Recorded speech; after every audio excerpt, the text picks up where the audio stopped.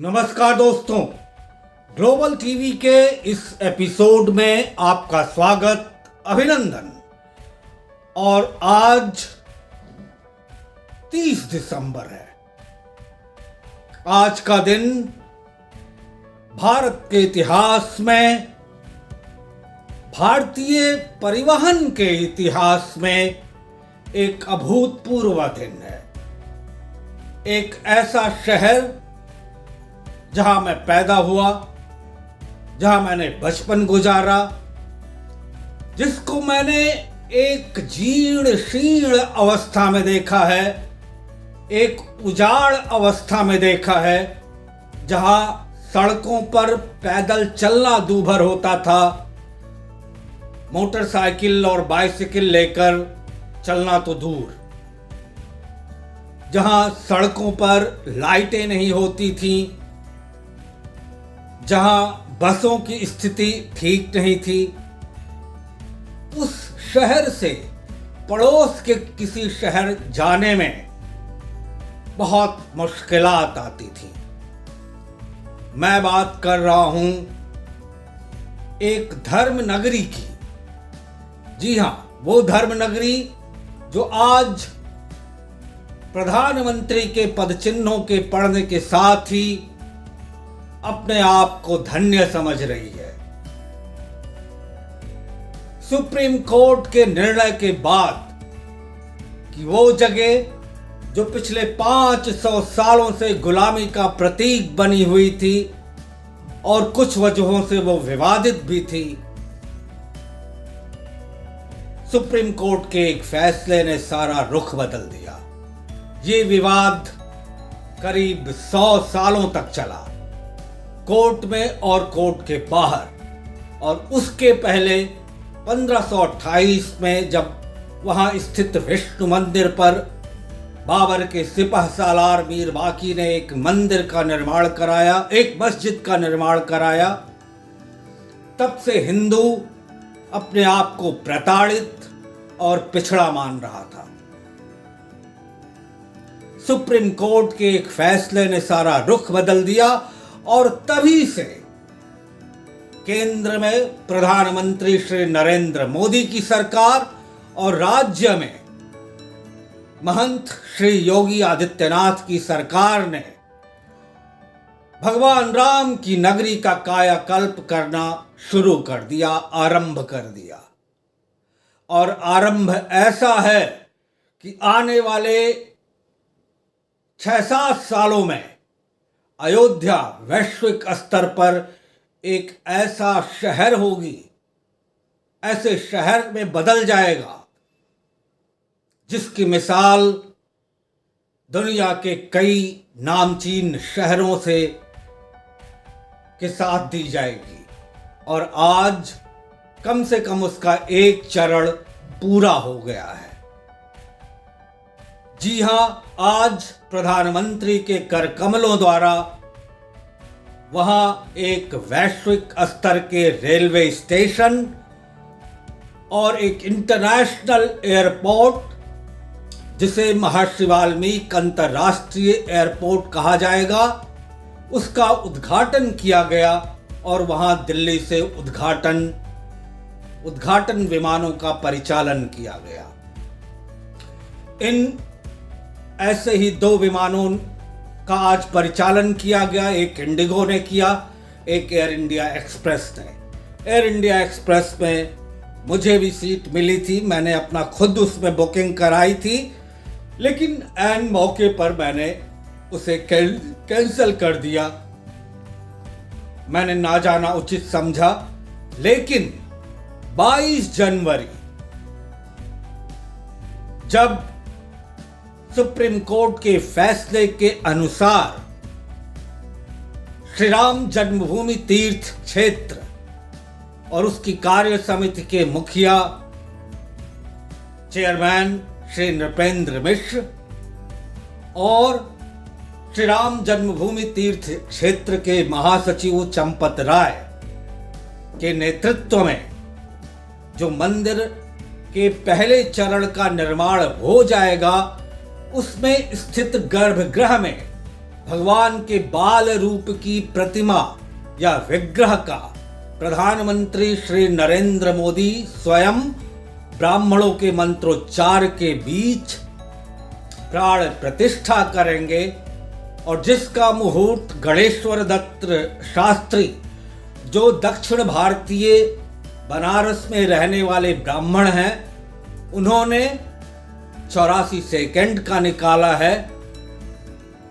उसी 84 सेकंड में प्राण प्रतिष्ठा हो जाएगी प्रधानमंत्री के कर कमलों द्वारा। और आज के दिन ने 30 दिसंबर के दिन 2023 के दिन ने यह बता दिया कि मीडिया का ऐसा भूतपूर्व जमावड़ा या तो 1990 या 1992 या 2003 में हुआ था, जब 1990 में कार सेवकों पर गोलियां चली, 1992 में विवादित ढांचा गिराया गया और 2003 में राष्ट्रीय स्वयंसेवक संघ का शक्ति प्रदर्शन हुआ। जब हिंदू राम जन्मभूमि के आंदोलन के एक मुखिया महंत रामचंद्र परमहंस की मृत्यु हुई थी, जब उन्होंने शिला पूजन के कार्यक्रम के 1-2 सालों के बाद उनकी तबीयत बिगड़ी और उनकी मृत्यु हुई, तब ऐसा शो हुआ था। या फिर उसके बाद 2020 में 2019 में जब मंदिर का शिलान्यास किया गया, जब वहां पर प्रधानमंत्री श्री नरेंद्र मोदी स्वयं जाके मंदिर के निर्माण की प्रक्रिया का उद्घाटन किया था, या फिर आज, या फिर अब अगला एक अंतर्राष्ट्रीय शो जिसमें देश विदेश के करीब 10 लाख लोगों के इकट्ठा होने की संभावना है, ये 22 जनवरी 2024 को होगा। 500 वर्षों के संघर्ष की दास्तान 22 जनवरी को एक फलीभूत रूप में आपके सामने होगी, जब प्रधानमंत्री भगवान के बाल विग्रह की प्राण प्रतिष्ठा करेंगे। ये 500 साल कैसे रहे, इसी को कुछ पन्नों में मैं आपके सामने हाजिर करना चाहता हूं, बताना चाहता हूं कि कैसे कैसे संघर्ष की दास्तां आगे बढ़ी, वो कौन कौन से पक्ष रहे जिन्होंने इस आंदोलन में, राम जन्मभूमि के मुक्ति के आंदोलन में भाग लिया और उसका नेतृत्व किया। कहानी ये जो है, इसकी प्रामाणिकता को लेकर लोग शको सुबह करते हैं। ये मानते हैं कई लोग कि राम क्या सिर्फ कल्पना है या राम नाम का कोई वास्तव में धरती पर हुआ था। ये मैंने ग्लोबल टीवी के ही एक एपिसोड में, जिसको मैंने अयोध्या से रिकॉर्ड किया था, सरयू नदी के किनारे से, उसमें इतिहासकार नंदिता कृष्ण और अपने श्रीलंका के दौरे का विस्तृत वर्णन करते हुए, जहां मैंने कुछ लोगों से बात की थी और रावण से संबंधित कुछ स्थानों का भ्रमण किया था, तथ्यों के साथ पेश किया था। तो ये मान लेना कि राम एक वास्तविकता है कहीं ज्यादा ठीक है, क्योंकि राम के पूर्वज भी मिलते हैं और राम के वंशज भी मिलते हैं और राम की पीढ़ी आज तक चली आ रही है। कभी लोग दावा करते हैं कि वो राजस्थान में विस्थापित हो गए हैं, कभी लोग कहते हैं उनकी जड़ें अयोध्या में हैं। प्रामाणिकता से कहने वाले भले ही कम हो, लेकिन हैं। तो ये बहस इस बात की भी होती है कि क्या पुनर्जन्म और अवतार होते हैं।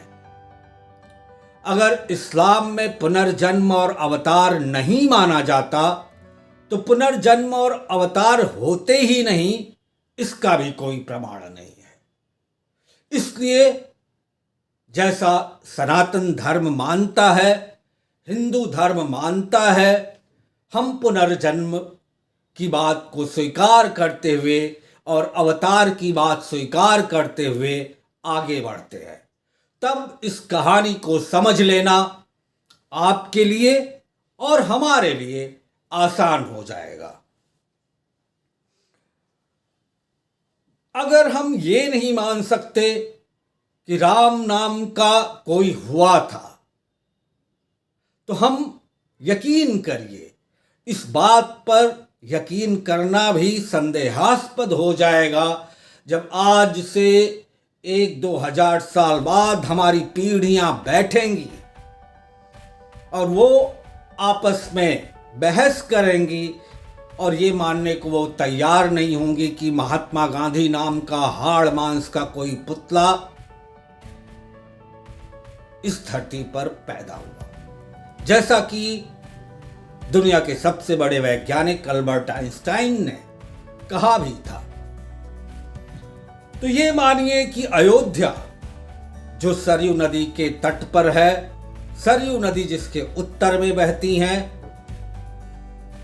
और जिसके बारे में तुलसीदास ने कहा है, गोस्वामी तुलसीदास ने, जन्मभूमि मम पुरी सुहावनी, उत्तर दिशि सरयू बही पावनी।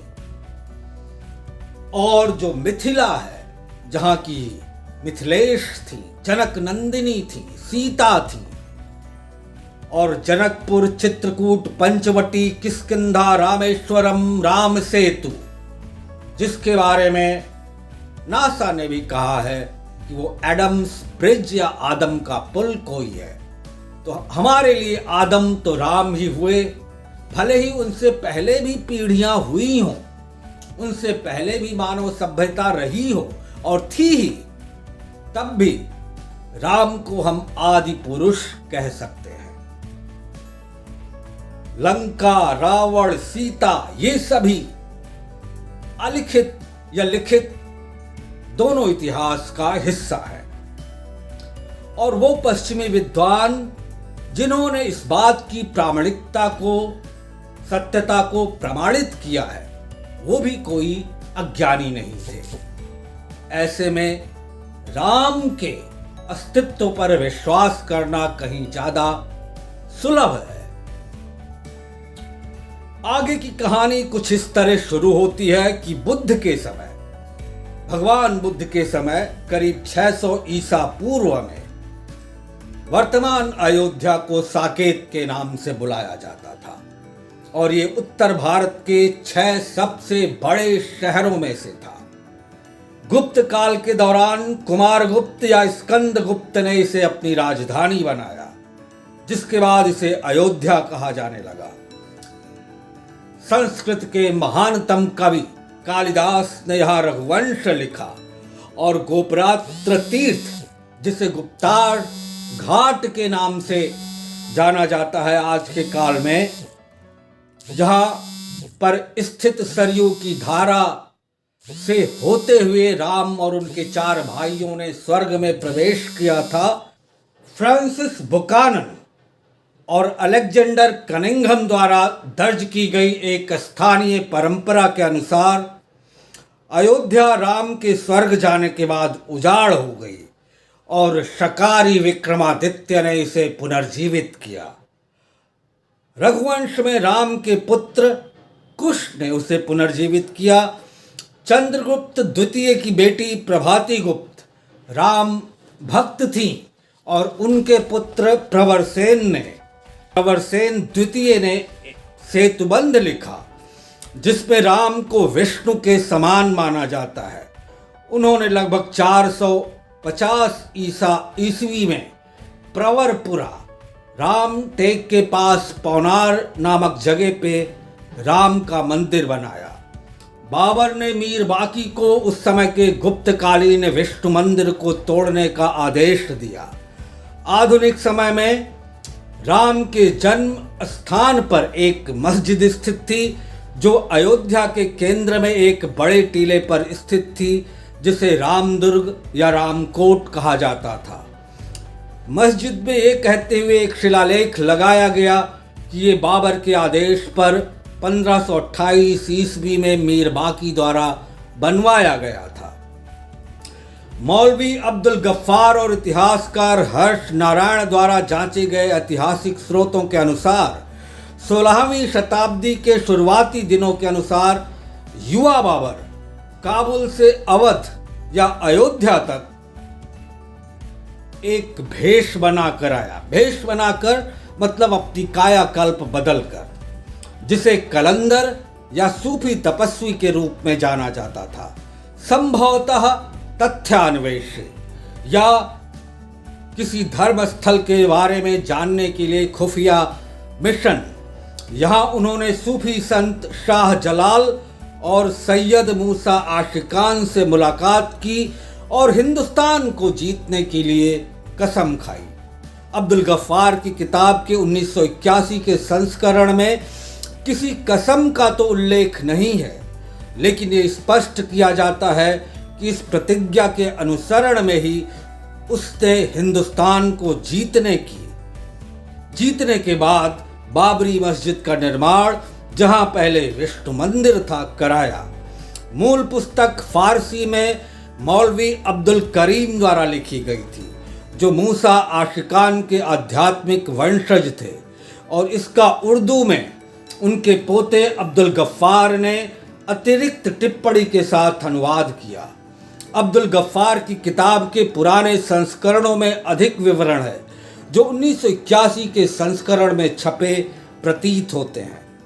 अयोध्या के एक व्यापारी लाला सीताराम, जो 1932 में पुराने संस्करण के लिए जिन्होंने उसका उपयोग किया था, लिखा, फकीर के दिए आशीर्वाद और अपनी कसम की वजह से बाबर ने मंदिर ध्वस्त करने के बाद एक मस्जिद का निर्माण कराया।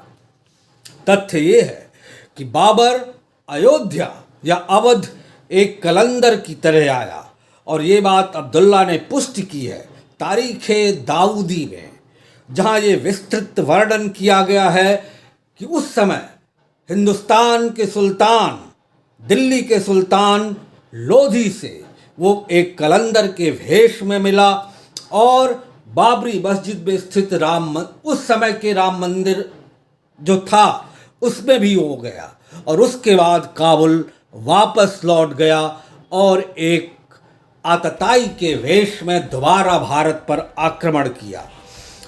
मूसा आशिकान की कब्र बाबरी मस्जिद के करीब स्थित थी, जिसका मंदिर बाबरी मस्जिद में इस्तेमाल किए गए 2 प्रकार के काले बेसाल्ट स्तंभों में से 2 तरह के खंभों से बना हुआ था, जो पूर्व में मंदिर के विनाश में उनकी भूमिका का संकेत देते हैं। एक मस्जिद की पहली ज्ञात रिपोर्ट साहिफा चहल नासाह बहादुर शाही में दिखाई देती है। कहा जाता है कि ये 18वीं शताब्दी के शुरुआत में सम्राट बहादुर शाह 1643 से 1712, जिनका जीवन काल था, की बेटी और सम्राट औरंगजेब की पोती के द्वारा लिखा गया। इसमें उल्लेख किया गया कि मस्जिदों का निर्माण मथुरा, बनारस और अवध आदि में स्थित मूर्ति पूजक हिंदुओं के मंदिरों को ध्वस्त करने के बाद किया गया है। कहा जाता है हिंदुओं ने अवध में स्थित राम मंदिर को सीता रसोई या हनुमान का निवास कहा, जबकि इस वर्णन में बाबर का कोई उल्लेख नहीं था। अयोध्या की मस्जिद को मथुरा और बनारस में स्थित वो मस्जिदें जिन्हें मंदिर तोड़कर बनाया गया था, औरंगजेब द्वारा निर्मित बताया गया। जय सिंह सवाई, जिन्हें लोकप्रिय रूप से सवाई जय सिंह, जिनका जीवन काल 1688 से 1743 था, ने मथुरा, वृंदावन, बनारस, इलाहाबाद, उज्जैन और अयोध्या सहित उत्तर भारत के सभी हिंदू धार्मिक केंद्रों में भूमि खरीदी और जयसिंहपुर की स्थापना की। ऐसा ही एक जयसिंहपुर खुद मेरे गांव के नजदीक है। जयसिंहपुर की आबादी 700 घरों के आसपास होगी, जो 2019 में दर्ज की गई थी। जयपुर के सिटी पैलेस संग्रहालय में कपड़ द्वार संग्रह में इन गतिविधियों के दस्तावेजों को संरक्षित किया गया है। आर नाथ जिन्होंने इन अभिलेखों की जांच की का निष्कर्ष है कि जय सिंह ने 1717 में राम जन्मस्थान की भूमि का अधिग्रहण किया, भूमि का स्वामित्व एक देवता में निहित किया, स्वामित्व का वंशानुगत शीर्षक 1717 से मुगल राज्य द्वारा मान्यता प्राप्त और लागू किया गया था। उन्होंने एक गुमास्ता त्रिलोक चंद से एक पत्र भी प्राप्त किया जिसमें कहा गया था कि मुस्लिम प्रशासन के तहत लोगों को सरयू नदी में स्नान करने से रोका गया। जयसिंहपुरा की स्थापना ने सभी बाधाओं को हटा दिया था। अयोध्या में धार्मिक हिंसा की पहली घटना 1850 के दशक में हनुमानगढ़ी के एक नज़दीकी मस्जिद में हुई थी, जो शायद बाबरी मस्जिद थी, जहां पर हिंदुओं ने आत्मरक्षा के लिए युद्ध किया। तब से स्थानीय हिंदू समूहों ने कभी कभी मांग की कि उनके पास बाबरी मस्जिद साइट का अधिकार होना चाहिए और उन्हें साइट पर एक मंदिर बनाने की अनुमति दी जानी चाहिए, जो सभी ब्रितानी औपनिवेशिक सरकार द्वारा अस्वीकार कर दिया गया। 1946 में अखिल भारतीय रामायण महासभा ABRM नामक हिंदू महासभा के एक आंदोलन ने साइट पर कब्जे के लिए एक आंदोलन शुरू किया। 1949 में गोरखनाथ पीठ के संत दिग्विजयनाथ इसमें शामिल हो गए और एक 9 दिन निरंतर पाठ का आयोजन किया, रामचरितमानस का, जिसके अंत में हिंदू कार्यकर्ताओं ने राम और सीता की मूर्तियां शायद मस्जिद में रख दी या वो वहां पर अलौकिक रूप से प्रकट हुई। उस समय के प्रधानमंत्री पंडित जवाहरलाल नेहरू ने जोर देकर कहा कि मूर्तियों को वहां से हटा दिया जाना चाहिए। हालांकि हिंदू राष्ट्रवादी कनेक्शन के लिए जाने जाने वाले स्थानीय अधिकारी के नायर ने आदेशों को मानने से इनकार कर दिया, जिसमें दावा किया गया था कि इससे सांप्रदायिक दंगे भड़कने का अंदेशा है। पुलिस ने फाटकों को बंद कर दिया ताकि जनता, हिंदुओं के साथ साथ मुसलमान भी, उनका प्रवेश न हो सके। हालांकि मूर्तियां अंदर बनी रहीं और पुजारियों को दैनिक पूजा करने के लिए प्रवेश की अनुमति दी गई, इसलिए मस्जिद को एक वास्तविक मंदिर में बदल दिया गया था। सुन्नी वक्फ बोर्ड और ABRM ने दोनों ने एक स्थानीय अदालत में दीवानी मुकदमे दायर किए और साइट पर अपने अपने दावे दर्ज किए। भूमि विवाद के तहत घोषित की गई और फाटक बंद रहे। क्रिस्टोफर जाफरलॉट ने हिंदू राष्ट्रवाद के गोरखनाथ विंग को अन्य भगवा कहा है, जिसने संघ परिवार की मुख्यधारा के हिंदू राष्ट्रवाद से अलग अपना अस्तित्व बनाए रखा है। बाद में विश्व हिंदू परिषद 1964 में बनाई गई और बाबरी मस्जिद साइट के लिए आंदोलन शुरू कर दिया। भगवा राजनीति के 2 स्टैंड साथ आए। एक वो था जो सरकारी था, जिसमें जिला मजिस्ट्रेट नायर थे और जो बाद में भारतीय जनसंघ के एक राजनेता थे, और दूसरे में राष्ट्रीय स्वयंसेवक संघ, विश्व हिंदू परिषद और हिंदू युवा वाहिनी, जो गोरखनाथ मठ से संचालित होती थी, वो शामिल थे। 1950 में गोपाल सिंह विशारद ने इलाहाबाद उच्च न्यायालय में एक मुख्य मुकदमा दायर किया और विवादित स्थल पर पूजा की पेशकश करने के लिए निषेधाज्ञा मांगी। अयोध्या के स्थानीय महंत परमहंस रामचंद्र दास द्वारा कुछ समय बाद ही एक और मुकदमा दायर कर दिया गया। 1959 में एक हिंदू धार्मिक संस्था निर्मोही अखाड़ा ने एक तीसरा शीर्षक मुकदमा दायर किया, जिसमें विवादित स्थल का प्रभार सौंपने का निर्देश दिया गया, जो इसका संरक्षक होने का दावा करता है। सुन्नी वक्फ बोर्ड द्वारा स्थल की घोषणा और कब्जे के लिए एक चौथा मुकदमा दायर किया गया था। इलाहाबाद उच्च न्यायालय की पीठ ने 2002 में इस मामले की सुनवाई शुरू की, जो 2010 में पूरी हो गई। उच्चतम न्यायालय द्वारा 30 सितंबर 2010 को उच्च न्यायालय के फैसले को खारिज करने वाली याचिका के खारिज होने के बाद इलाहाबाद उच्च न्यायालय की 3 सदस्यीय न्यायमूर्ति SU खान, सुधीर अग्रवाल और DV शर्मा की पीठ ने कहा कि विवादित भूमि को 3 भागों में विभाजित किया जाना चाहिए। रामलला की मूर्ति, रामलला विराजमान यानी स्थापित राम का बाल रूप, निर्मोही अखाड़ा और सीता रसोई और राम चबूतरा को पाने के लिए और सुन्नी वक्फ बोर्ड से लड़ने के लिए अदालत में जाएगी। अदालत ने यह भी फैसला दिया कि 3 महीने तक यथास्थिति बनाई रखी जाए। तीनों पक्षों ने सुप्रीम कोर्ट में विवादित भूमि के विभाजन के खिलाफ सुप्रीम कोर्ट में अपील की, जिसमें सुप्रीम कोर्ट ने बाद में अंतिम फैसला दिया कि पूरी विवादित जमीन हिंदू पक्षों को सौंप दी जाए। इस पूरे मामले में 30 अक्टूबर और 2 नवंबर 1990 को कार सेवकों पर चली गोलियों का, 6 दिसंबर 1992 को ढांचे के ध्वस्त होने का और 2002 में प्रधानमंत्री अटल बिहारी वाजपेयी द्वारा 2.77 एकड़ जमीन जो विवाद का केंद्र थी की खुदाई कराकर वास्तविकता जानने का प्रयास करना और 2003 में शिला पूजन में हिंदू शक्तियों का अभूतपूर्व प्रदर्शन एक महत्वपूर्ण कड़ी है और कहानी में इसका जिक्र करना जरूरी है।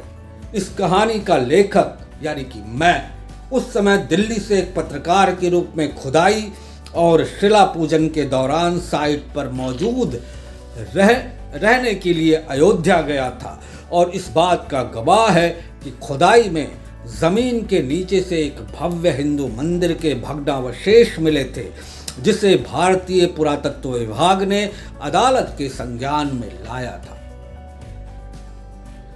एक लाइन में अपने बारे में, मैं पिछले 25 सालों से पत्रकारिता में और पत्रकारिता के अध्ययन अध्यापन में दिल्ली और देश के कई और विश्वविद्यालयों में और विदेश के कई विश्वविद्यालयों में संलग्न रहा हूं। इस बात पूरी रिपोर्ट पर रिसर्च करने के लिए मैं कई बार अयोध्या गया, वहां रुका, लोगों से बात की, रिसर्चेज की। वही नहीं, दिल्ली में और देश के कई हिस्सों में, यहाँ तक कि श्रीलंका और कई जगहों पर मैंने फ़ोन से बात की, ईमेल से बात की। इस मामले पर मैंने एक हर तरफ से पूरी रिपोर्ट बनाने की कोशिश की है। आशा है आपको ये शोध किया हुआ विषय राम जन्मभूमि मामले पर तथ्यात्मक लगेगा, पसंद आएगा। न सिर्फ आपको बल्कि सरकार में बैठे लोगों को, प्रधानमंत्री मोदी को, उत्तर प्रदेश के मुखिया योगी आदित्यनाथ को, जिनके संज्ञान में मैं सारी बातें लाता हूं, राम जन्मभूमि तीर्थ क्षेत्र को, प्रधानमंत्री के प्रधान सचिव डॉक्टर पी.के. मिश्रा को, ये जिनको मेरे ईमेल जाते हैं, ये एपिसोड भी उनको जाएगा। और इस तथ्यात्मक सच्चाई को बताना एक बार फिर जरूरी है कि हर हिंदू, हर सनातन धर्मी को ये पता रहे कि 22 जनवरी को जिस राम मंदिर का श्री गणेश होने जा रहा है, 500 सालों से उसके लिए किस तरह का संघर्ष किया गया है, किस तरह की आहुति दी गई है, किस तरह का बलिदान दिया गया है। आशा है ये एपिसोड आपको अच्छा लगा होगा। इसी कड़ी में हम आगे बढ़ते हैं। अब हम अभी आपने पीछे सुना कि किस तरह 22 जनवरी, आगामी 22 जनवरी को वो 500 साल लंबा इंतजार समाप्त होने जा रहा है, जब भगवान राम के बाल रूप का विग्रह राम मंदिर में प्रधानमंत्री श्री नरेंद्र मोदी उसकी प्राण प्रतिष्ठा करेंगे। वो अपने गर्भगृह में विराजने जा रहे हैं। लेकिन ये सब कैसे फलीभूत हो रहा है, इसी का वर्णन मैं इस एपिसोड में कर रहा हूं। अभी तक आपने जाना इस पिछले भाग में कि अवतार और पुनर्जन्म क्या होते हैं और क्या राम एक वास्तविकता थे, और उससे जुड़ी कड़ी में जो इंफॉर्मेशन का आप आइकॉन देख रहे हैं, वहां मैंने आपको बताया है राम किस तरह एक वास्तविक पुरुष थे, महा अवतार थे, भगवान के समक्ष विष्णु के अवतार थे और विष्णु के ही अंश थे। और किस तरह प्रामाणिकता से मैंने इस बात को साबित किया है, जब आप आइकॉन पे क्लिक करेंगे तो आपको पता चलेगा। जो पिछला एपिसोड मैंने पिछले साल रिकॉर्ड किया था, उसमें मैंने अपने श्रीलंका के दौरे का जिक्र करते हुए ये बात बताई है। और किस तरह तमाम हिंदू राजाओं ने उस जन्मभूमि के स्थान पर राम मंदिर या विष्णु मंदिर बनवाए और किस तरह उनकी रक्षा की। उसके बाद पिछले भाग में आपने देखा किस तरह मुगल आक्रांता बाबर एक कलंदर की वेश में भारत आया।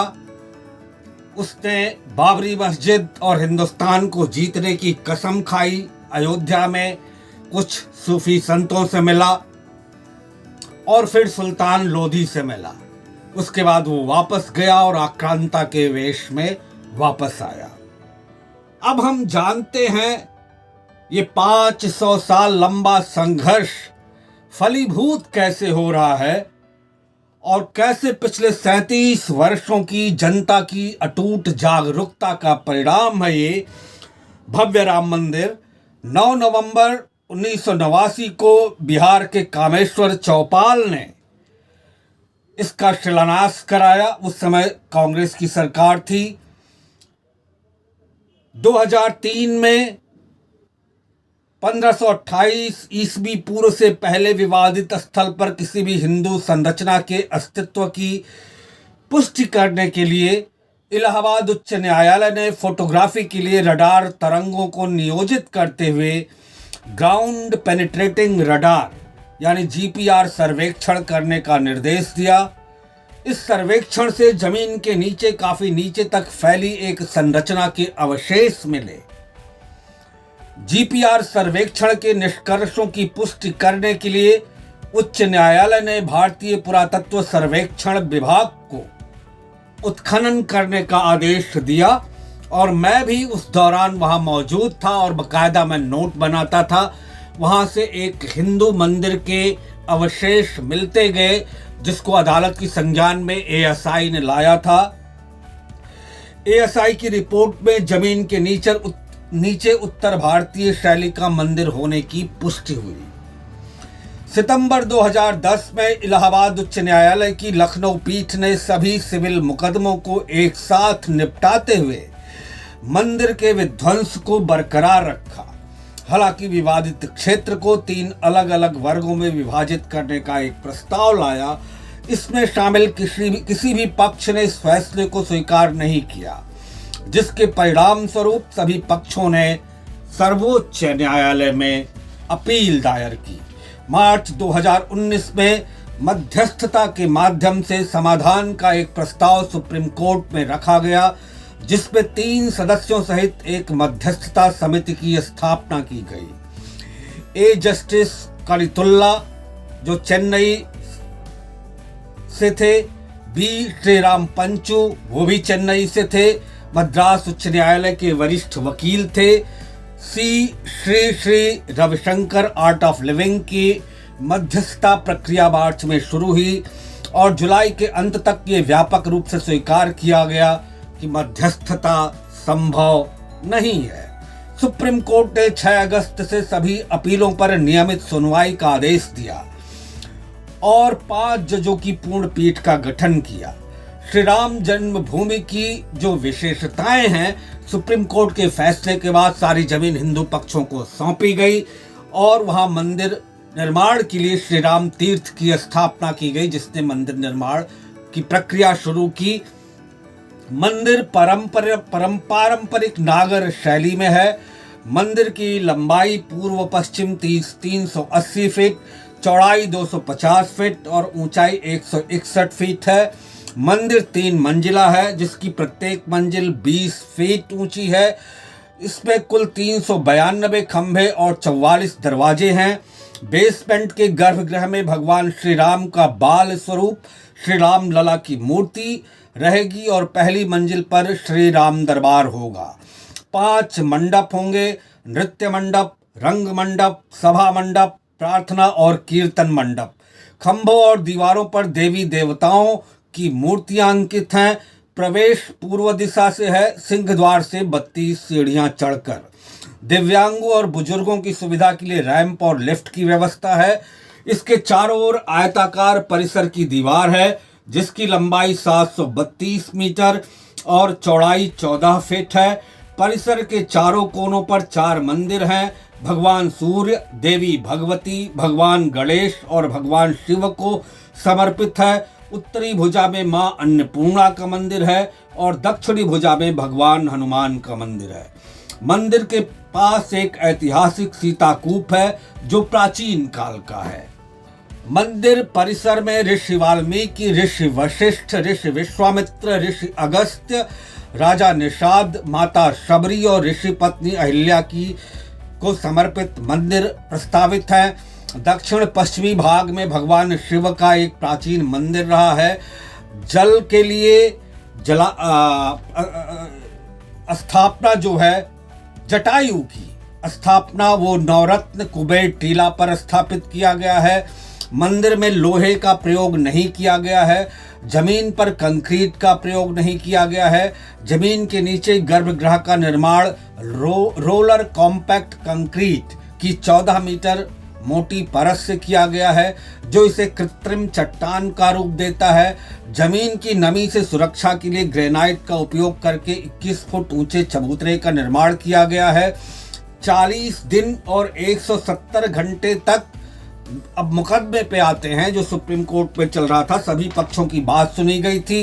16 अक्टूबर 2019 को सुनवाई पूरी हुई। 9 नवंबर 2019 को सुप्रीम कोर्ट की पूर्ण पीठ ने सर्वसम्मति से फैसला सुनाया कि भारत सरकार द्वारा 1993 में विवादित भूमि और उसके आसपास का अधिग्रहण भगवान राम की असली संपत्ति के रूप में निर्धारित किया गया था। इसके अलावा सरकार को निर्देश दिया गया था कि एक अलग ट्रस्ट बनाया जाए, जो पूरे 70 एकड़ भूमि पर मंदिर के निर्माण की देखरेख करेगा। 5 फरवरी 2020 श्री राम जन्मभूमि तीर्थ क्षेत्र नाम से ट्रस्ट का गठन। 5 अगस्त 2020 देश भर के पूज्य संतों, पूज्य संघ चालक RSS डॉक्टर मोहन भागवत और प्रधानमंत्री श्री नरेंद्र मोदी ने भूमि पूजन कर मंदिर निर्माण का शुभारंभ किया। भूमि पूजन समारोह में देश की पवित्र नदियों और तीर्थ स्थलों का पवित्र जल और मिट्टी समर्पित की गई। मंदिर परिसर में एक सीवेज उपचार संयंत्र, जल उपचार संयंत्र, अग्नि सुरक्षा के लिए जल आपूर्ति और एक स्वतंत्र बिजली स्टेशन है। तीर्थयात्री सुविधा केंद्र PFC 25,000 तीर्थयात्रियों के सामान के भंडारण के लिए लॉकर और चिकित्सा सुविधाएं, ब्लॉक सुविधाएं जैसे स्नान क्षेत्र, वॉशरूम, वॉश बेसिन, खुले नल, CTC पर्यावरण जल संरक्षण पर विशेष जोर देने के साथ पूरी तरह से भारतीय परंपरा और स्वदेशी तकनीक का उपयोग करके निर्मित 70 एकड़ क्षेत्र का 70% हरा भरा भाग है। तो ये तो आपको मंदिर से जुड़ी जानकारियां मिली और सुप्रीम कोर्ट के और तमाम सारे फैसलों के अंतर्गत किस तरह सारी जमीन एक ईश्वर में निहित कर दी गई और एक ट्रस्ट बनाया गया। ट्रस्ट क्या, एक ऐसी बॉडी है जिसे श्री राम तीर्थ क्षेत्र भी कहते हैं, ट्रस्ट नहीं इस्तेमाल करते हैं।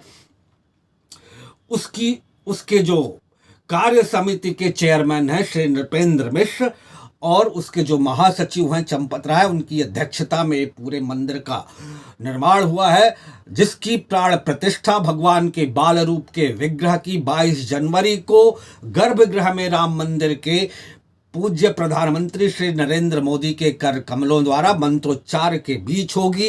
84 सेकंड का मुहूर्त है। मुहूर्त गणेश्वर दत्त शास्त्री ने निकाला है, जो दक्षिण भारत के रहने वाले बनारस में अवस्थित ज्योतिषाचार्य है। तो ये संपूर्ण जानकारी पिछले एक एपिसोड राम की वास्तविकता का प्रमाण देने के लिए जो इंफॉर्मेशन के आइकॉन में आपको मिलेगा, और पिछले भाग में और इस भाग में संघर्ष और राम मंदिर के निर्माण की दास्तां। आशा है आपको ये एपिसोड पसंद आया होगा।